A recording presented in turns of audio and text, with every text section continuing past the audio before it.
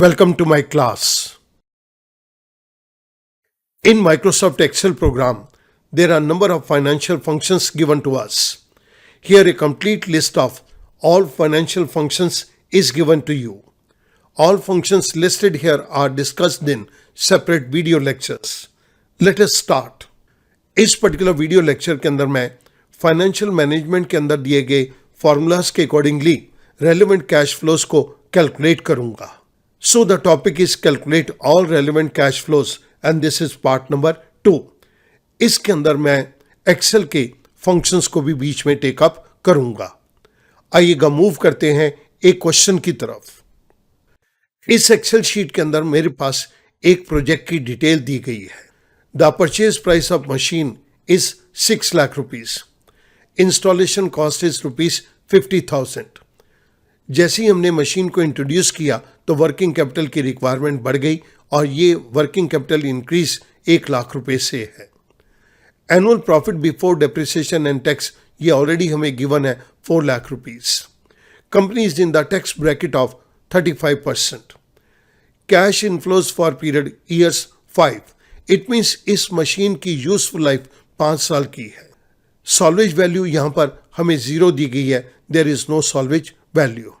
और डेप्रिसिएशन को कैलकुलेट करने के लिए हमें इंस्ट्रक्शन दी गई है एसएलएन मेथड को यूज करो. इन सभी बातों को टेकअप करके मुझे और रेलेवेंट कैश फ्लोज को कैलकुलेट करना है. तो मेरे पास 3 तरह के रेलेवेंट कैश फ्लोज हैं. Calculation of initial cash outflows, that is our investment, ये जो आउटफ्लो होगा. Second, calculation of net annual cash inflow, जो पैसा हमारे पास 5 साल के अंदर आएगा. And the last one is calculation of terminal cash inflows. जब इस मशीन की यूजफुल लाइफ समाप्त हो जाएगी उस वक्त हमारे पास लास्ट में एंड में कितना कैश इनफ्लो होगा. आइएगा शुरुआत करते हैं फर्स्ट पॉइंट के साथ, calculation of initial cash outflows. First मुझे यहां पर कॉस्ट ऑफ मशीन को लेना है which is ₹6 lakh. This is equals to C3. मेरे पास cost of machine that is the purchase price of machine 6 lakh रुपया आ गया. इसी के अंदर ही हम इंस्टॉलेशन कॉस्ट को ऐड कर देंगे. This is equals to 50,000 rupees. Now I need to calculate the total cost of machine.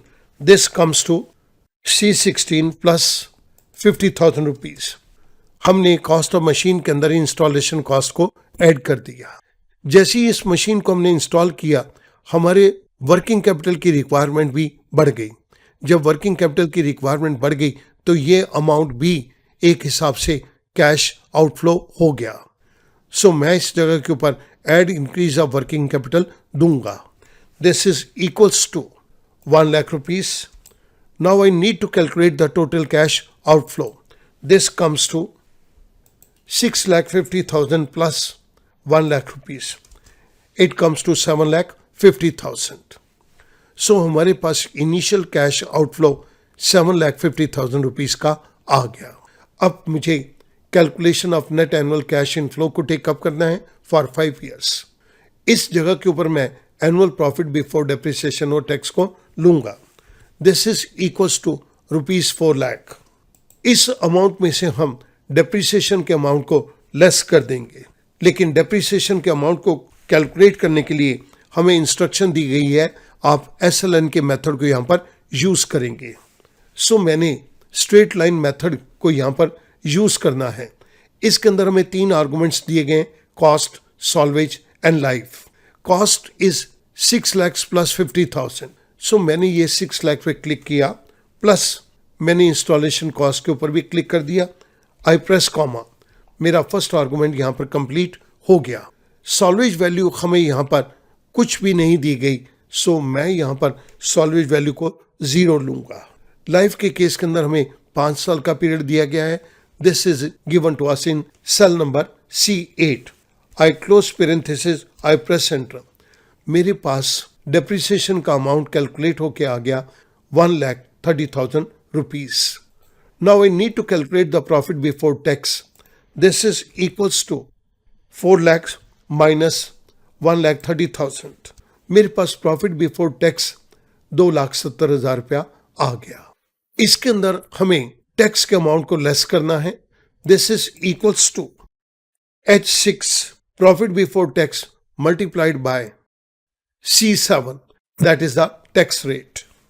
This comes to 94,500 rupees. Now profit after tax, this is equals to 2,70,000 minus tax amount. It comes to 1,75,500. अब student बहुत ध्यान से note कीजिएगा, profit after tax के अंदर मैं depreciation के amount को ऐड बैक करूंगा. This comes to depreciation amount H5. I press enter. Now I need to calculate the net cash flow. This comes to equals to profit after tax plus add back depreciation amount. It comes to 3,05,500 rupees. हमने जिन formulas को और functions को यहाँ पे use किया वो मैंने आपकी रेफरेंस के लिए राइट साइड के ऊपर दे दिए. Now I need to calculate the terminal cash inflows. जब ये मशीन की यूजफुल लाइफ समाप्त हो जाएगी उसके बाद टोटल हमारे पास कितना कैश इनफ्लो होगा. तो टोटल कैश इनफ्लो के अंदर मेरे पास एक तो ये नेट कैश फ्लो है, सो मैं यहाँ पर इसी नेट कैश फ्लो को कॉपी कर रहा हूँ. This is equals to 3,05,500 rupees.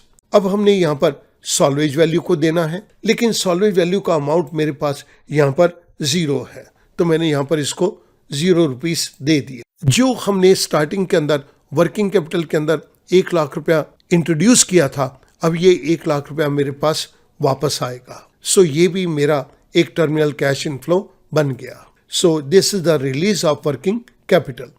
This comes to 1 lakh rupees.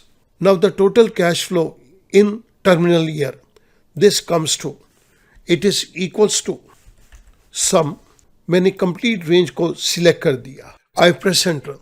मेरे पास total cash flow in terminal year this comes to 4,05,500 rupees आ गया. हमने जिन फार्मूलाज और फंक्शन को यूज किया है वो मैंने आपकी रेफरेंस के लिए राइट साइड के ऊपर दे दिए. स्टूडेंट, इस पर्टिकुलर प्रोजेक्ट के अंदर 3 तरह की कैलकुलेशंस को करने के लिए कहा गया था. Calculation of initial cash outflows, that is our investment. Calculation of net annual cash inflow, हमारे पास 5 साल के अंदर जो कैश इनफ्लोज आया है, और उसके बाद जब ये मशीन की यूजफुल लाइफ समाप्त हो गई और अब इस मशीन की कोई वैल्यू नहीं है, उस केस के अंदर हमारे पास एंड में कितना टोटल कैश इनफ्लो आया, हमने इस चीज को कैलकुलेट कर दिया. हमारे पास यहाँ पर इस क्वेश्चन के अंदर रिक्वायरमेंट थी calculate all relevant cash flows, और हमने इन तीनों कैश फ्लोज को यहाँ पर प्रेजेंट कर दिया. मैं उम्मीद करूंगा अब ये क्वेश्चन आपके लिए बहुत आसान हो जाएगा. Thank you very much.